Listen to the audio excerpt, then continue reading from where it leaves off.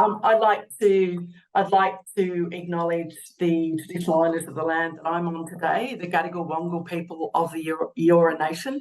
Pay my respects to Aboriginal to elders, past, present, emerging, and Aboriginal and Torres Strait Islander people who may be in this webinar today. I'd also like to acknowledge people with lived and living experience as well who may be joining us here today. And the title of our paper is Supporting Ethics Committees to Amplify Consumer and Community Involvement in Health and Medical Research. Thank you, Carrie, and good morning, everybody. So look, this morning what we will do is to recap and provide some updates on the amplification of consumer and community involvement, which I'll shorten to CCI through the presentation.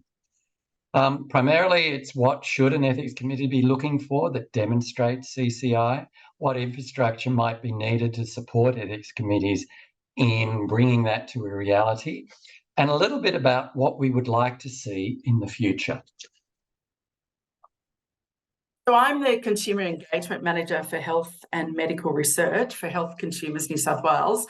Those of you who don't know Health Consumers New South Wales, we represent the interests of health consumers in both health services and those involved in health research across New South Wales. We're a not-for-profit organisation. We have over 900 individual consumer members and 60 consumer organisations who are our members. We also get funding from the Ministry of Health to work with, to do consumer engagement with health services. And also we have various partnerships with research organisations to support how they think about consumer and community involvement. So since 2019, we've been doing a whole body of work trying to build the capacity for consumers to be research ready, but also for researchers to think about how they can involve consumers and people with lived experience throughout the research cycle. We do training for researchers and consumers, and in our training, we deliberately bring researchers and consumers together to have shared conversations and create collaborations.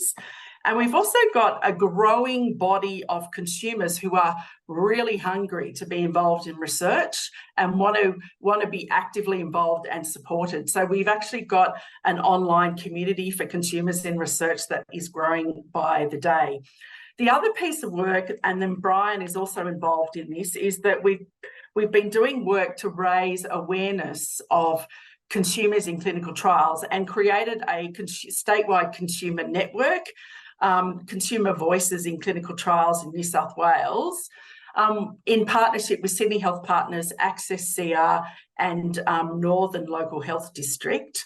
And what that group has done is co-created resources for consumers by consumers to raise awareness about clinical trials and why you might sign up to be involved or participate in a clinical trial. And I've just included a link there for you to have a look at those resources. So from the governance and leadership perspective, we have the statement of consumer and community involvement, which Ian has referred to and has been out in the wide world for some time.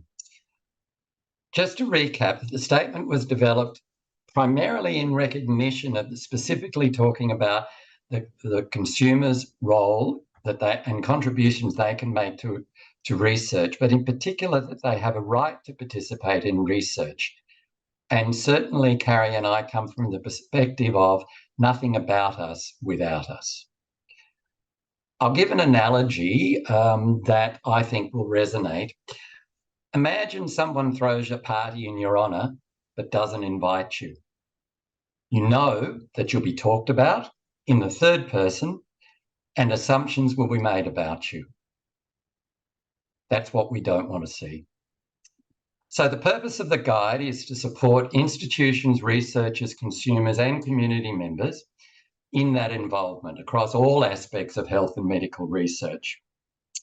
And importantly, there are a suite of resources that were released in 2020 to support this and how it can roll out by the NHMRC. And that toolkit further detailed information about expectations, value, measurement of effectiveness, and impact.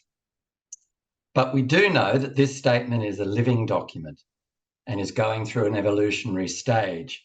But what's important is that the core principles remain absolutely unchanged.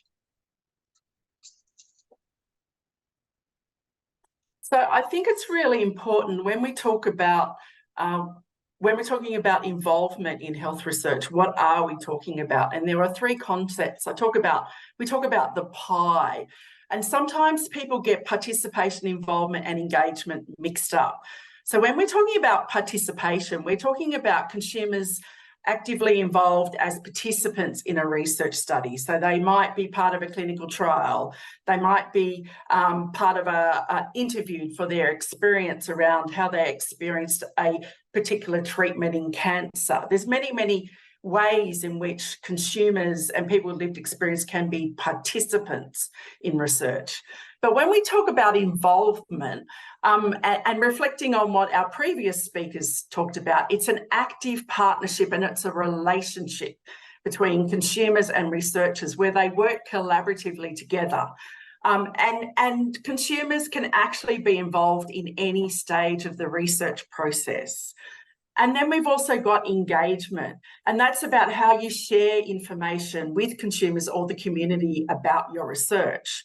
And we know that there's a lot of health and medical research, particularly in clinical trials, that don't succeed as well as they like, partly because they just are not able to recruit as many people as they want to that study. So it's important to think about the pie and to think about the different terms and terminology that we use in this space. So just still thinking about governance and capacity building for ethics committees and the research community, but specifically for ethics committees, what to look for, what demonstrable evidence is there that CCI is working alongside with the researchers at various levels across the stages and even in the institutions in which the research is conducted. I feel that, and I think most people will agree, that ethics committees have been essentially left alone to determine how to assess meaningful CCI.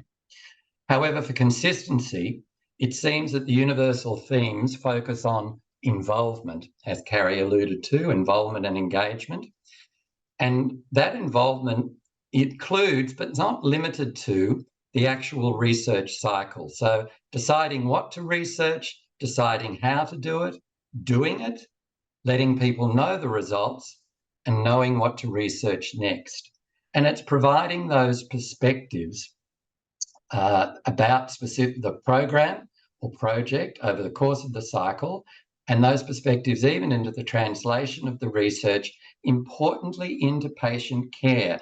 And that's when the lived experience of the consumer who applies it objectively, because I know that Ian referred to there could be subjectivity and a personal agenda, but overall, consumers have been brought on board to look objectively at how that works for the actual translation into care. So just as an example of how consumers are being included, I have a role as a consumer member of the Age and Ageing Clinical Academic Consumer Council. And that's where we are looking at helping to inform research, particularly in that aged care space. And interestingly enough, out of that, I'm also a chief investigator on a particular study where I'm actively engaged in the conceptualization and planning of the project. And my role is to ensure ongoing and wide consumer input to the study over time. So that relies on me, if there's an area that I'm a little bit uncertain about, to reach out to my informed network to bring that to the table for the researcher. Thank you, Carrie. The other one is looking at how we are actually, part of that is again what to look for. So we're not looking at tokenism, and we're also looking for a clear vision and purpose and a terms of reference that potentially supports CCI. There's a lot of information there, but I think importantly as committees, ethics committees, should pay attention to the detail when reviewing the terms of reference. For example, membership of the steering committee and whether it enables meaningful consumer involvement. So does the HREC and the study protocol listing of the researchers include consumers as part of that group? You could review for the consumer-centred good clinical practices that are adopted in the study and permeate the study. Does the research involve diverse consumer perspectives, which may be required in order to bring at different stages the appropriate viewpoint? And there should be prompts as part of the Ethics Committee submission documentation that at least prompts researchers to consider about consumer involvement. So, for instance, I'm a member of the Ethics Committee for the Sydney Local Health District, and we actually are now, for studies moving forward, we do look at it retrospectively, but certainly for moving forward, we're looking at specific information in the protocols or the submission of a consumer engagement plan as part of reviewing the research study. Now, when is ethics approval required for consumer involvement? And ACTA makes a distinction between where it may not be required, which they've determined as the vast majority of consumer involvement activities. So what they're saying is even when research methods are used, such as surveys, interviews, or focus groups, consumer involvement is not necessarily research and rarely raises ethical issues. So what they're saying is consumers are not acting in the same way as research participants. So, for example, involving consumers in research advisory, consultative, collaborative capacity does not require an ethics approval. However, they make the other distinction that ethics approval would be required if the objectives of the research and consumer involvement are actually combined.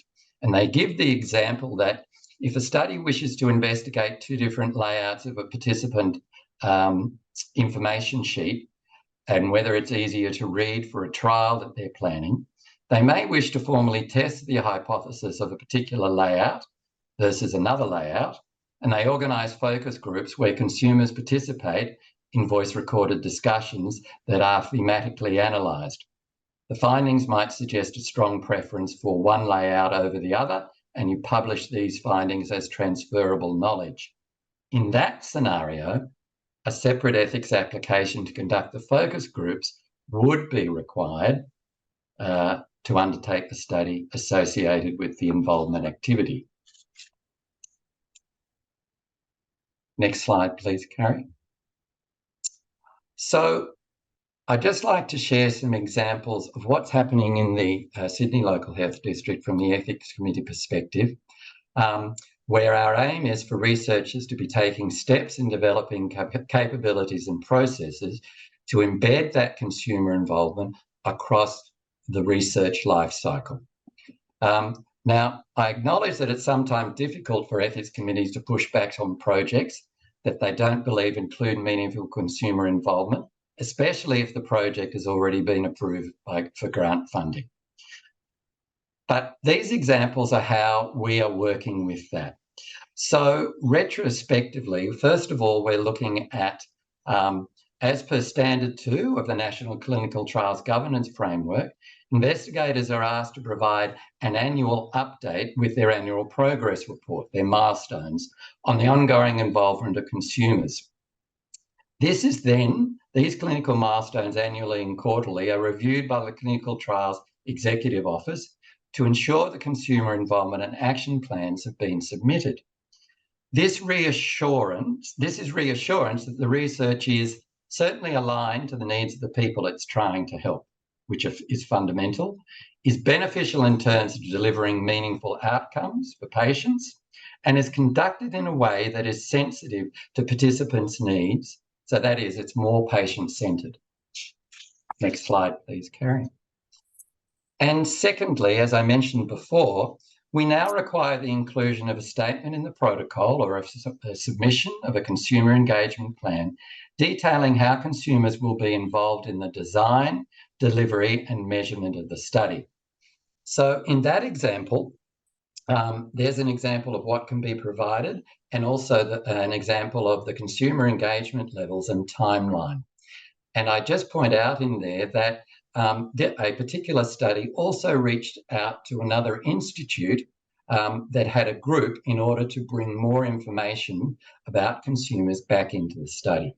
So both of these requirements in the Sydney Local Health District have the potential really to lead to fewer queries and therefore faster approval. And that's how we're approaching it.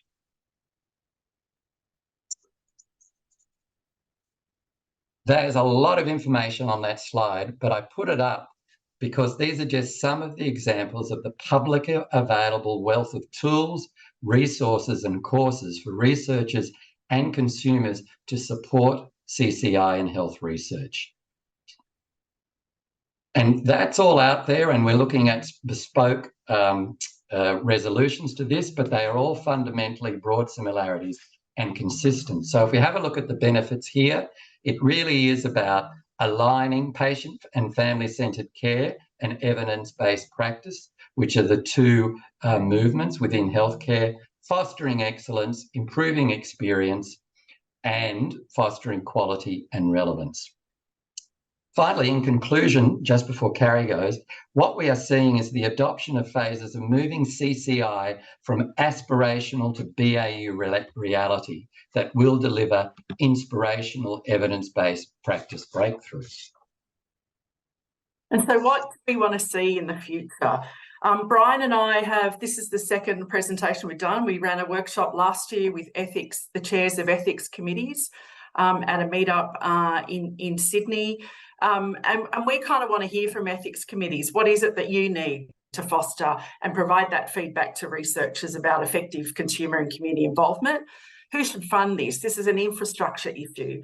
So is it the National Health and Medical Research Council role to fund some of the infrastructure around this? Because what we want to see is how do we get consistent feedback across ethics committees to researchers about consumer and community involvement and what we want to see in that. And equally, how consumers and the community partners in the development of any of these tools and resources to make sure that we're all working collaboratively and working in partnership around this extremely important issue. Because ultimately, we want to improve health outcomes, and we also want to improve the kinds of research that are done with consumers, not to consumers. We want to thank you for allowing us to present today, and if you have any ideas or any questions, you can get in touch with Brian and I via my email. My contact details are there, and thank you very much. Thank you so much, Carrie and Brian, for that wonderful presentation. Really nice to think about how consumers can be involved in research and how we manage that through the ethics process. We're at time now for this session, so listen, take another 5 minutes if you want. Okay, thank you. Questions, no problem.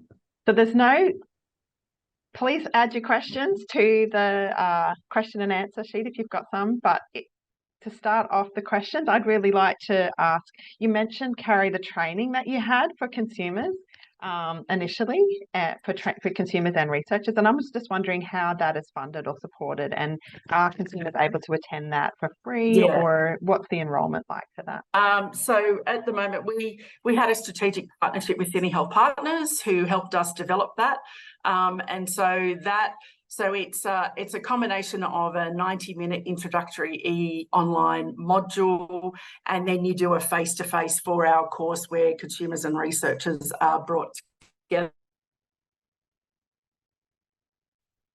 Sorry, you've just frozen on my screen. If people want to know more if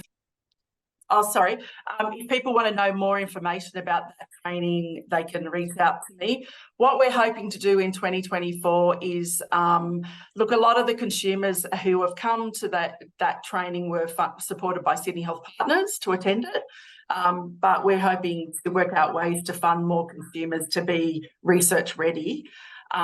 Certainly in our members, because we've got a really strong group of consumer representatives, they're keen to get involved in health research. So yeah, it's being able to flip roles depending on where people want to work and what they're interested in. Okay, thank you. And what a wonderful opportunity for your consumers to upskill and that you're able to provide that for them. Okay, I've just got a question here. How do you manage the tension between selecting and training consumers versus getting genuine outsider input? Who's that for?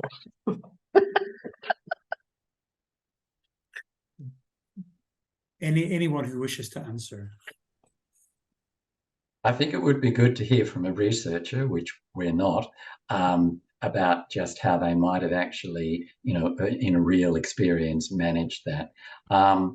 I can only give my experience with the research project that I'm involved, and I've relied very heavily on the chief investigator to very much engage me, identify where my input in the research cycle will be particularly relevant, whilst I then commit to attending all the various meetings, which happened monthly in the lead up to the grant, happened almost weekly in the lead up to the grant proposal.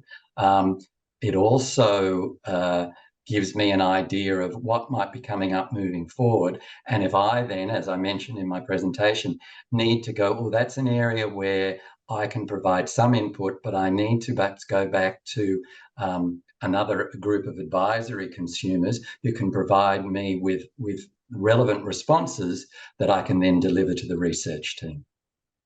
Thank you. Yeah, just one comment on that. Like we get requests for this all the time.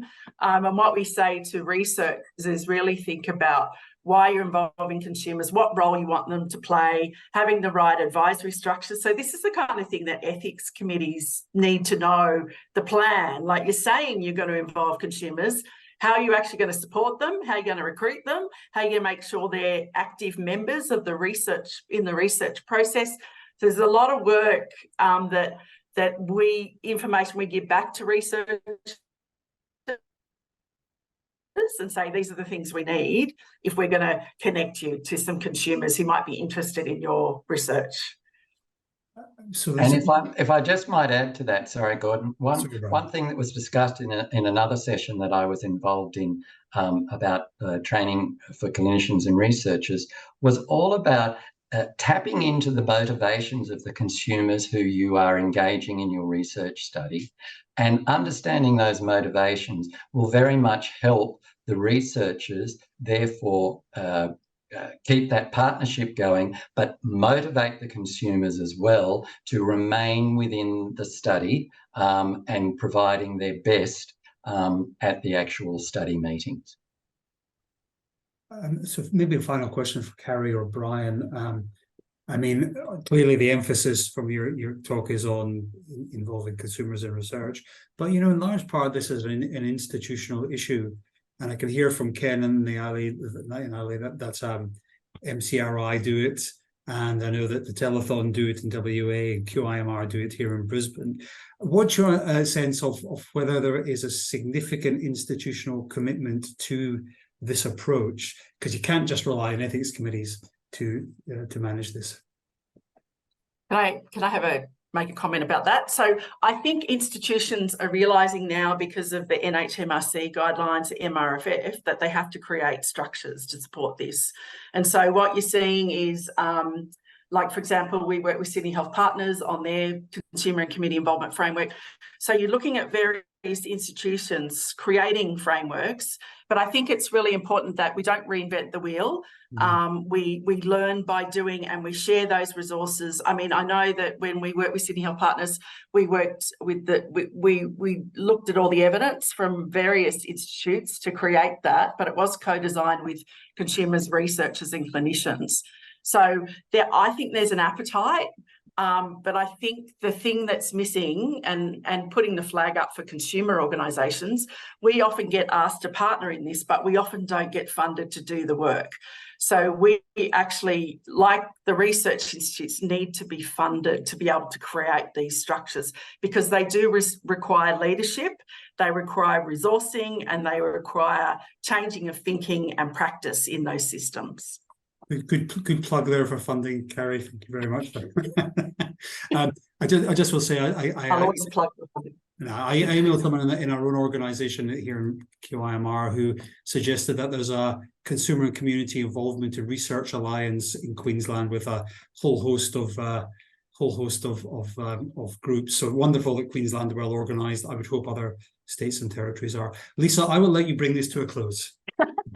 Thank you, Gordon. Well, thank you so much, all of you, for speaking. It was such wonderful and diverse presentations, and I think it was a really, really nice mix. So well done to the organisers for bringing this diverse groups of topics together, and how wonderful to have a whole session dedicated to consumer involvement.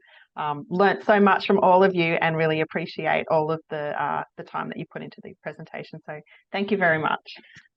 And I will hand back over to Gordon for whatever comes next in your program that you've got coming up. Sorry, Gordon. No, indeed. And I think the comments in chat, do suggest that like a wider, bigger conversation is required. And I think this is a great format for doing it, but we cannot just do it within an hour. So, I think organising something external to this is, and as Ken and I have already pointed out, they'd like to be involved. So good stuff. Thank you so much for your